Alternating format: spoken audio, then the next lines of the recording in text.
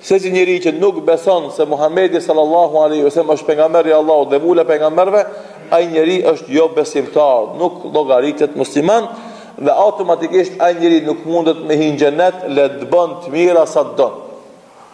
Kush do qoftë ai, burr apo grua, le të jetë humanisti më i madh në botë, le të bën të mira sa të don. Nëse nuk beson se Muhamedi sallallahu alaihi wasallam është pejgamberi i Allahut dhe vula pejgamberë, ai njeri nuk mundet me hyjë në xhenet. Lere që dalin politikanët dhe i shtin xhenet me zor, ama në cilën xhenet bëhet fjalë nuk e dim na se as ata vetë nuk e din çka është xheneti, për me shti dika në xhenet apo me udhimës. Kur dikush me veprat e veta meriton me qenë banor i xhehenemit. Edhe është pak paradoks se si do ateista apo agnostika ju dhem kur një hoxh e shtin jo besimtar në xhehenem, kur ata nuk besojnë as për xhenet as për xhehenem, nuk e di pse reagojnë. Kur ai se beson në gjë të tillë, çka po të dhimbet? Ti se beson se ekziston ai xhehenemi, pse ti reagon? Nuk e kam të qartë. Mirë po, si të qoftë, kjo është rregulli dhe kjo është parimi dhe kjo të më qenë e qartë për neve muslimanëve, sidomos për ata që janë të ri.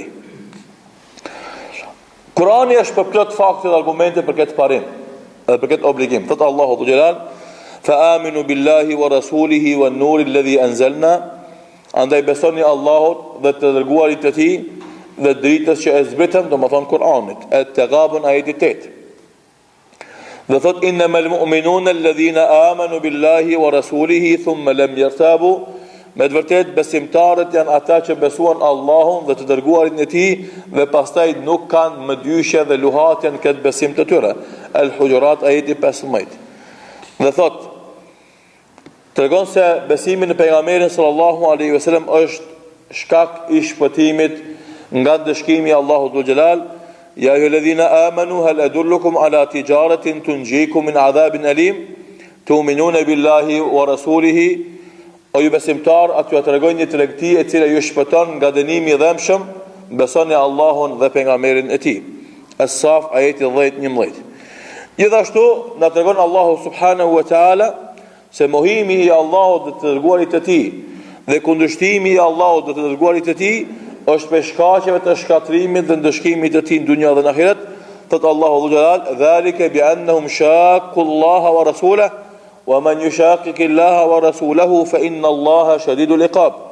Kjo për shkak se ata kundërshtuan Allahun dhe të dërguarin e tij, e ai që kundërshton Allahun dhe të dërguarin e tij, le ta dinë se atë Allahu ka për të dënuar me dënim të dhëmshëm. Al-Anfal ajeti 13. Dhe thot Allahu subhanahu wa taala: "Istaghfir lahum aw la tastaghfir lahum in tastaghfir lahum 70 marratan falan yaghfir Allahu lahum dhalika bi annahum kafaru billahi wa rasulihi wallahu la yahdi al-qawma al-fasiqin."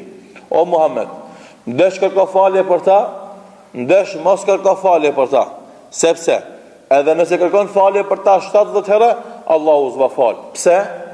Sepse ata mohuan Allahun dhe të dërguarin e tij, e Allahu nuk udhëzon popullin e dalur nga rruga e drejtë. Andaj ai që mohon pejgamberin sallallahu alaihi wasallam, ai kur nuk ka mundësi me shpëtu as në dunjë as në ahiret.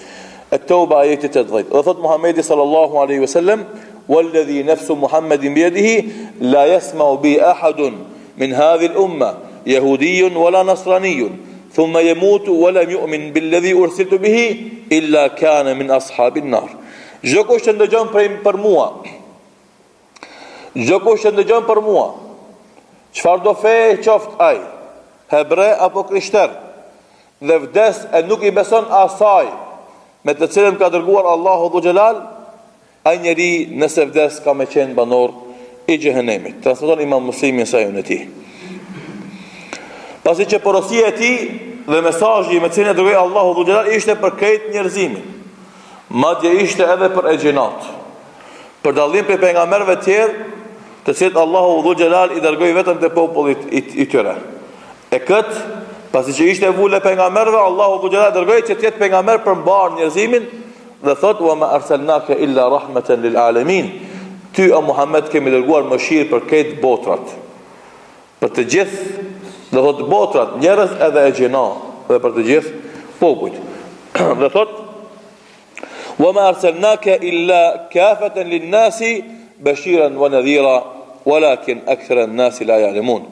Ty kemi dërguar për mbar njerëzit, për gëzues dhe vërejt të tërheqës, por shumica e njerëzve këtë gjë nuk e kuptojnë. Por kjo është obligimi i parë që kemi na ndaj Muhamedit sallallahu alaihi wasallam. Të besojmë se ai është i dërguar i Allahut, me të cilin Allahu subhanahu wa taala e vulosi vargun e pejgamberisë. Dhe kush nuk e ka këtë shtyll, ai nuk mund të jetë musliman, nuk mund të jetë besimtar dhe nuk mund të shpëton as në dunja e as në ahiret prej ndëshkimeve të Allahut subhanahu wa taala.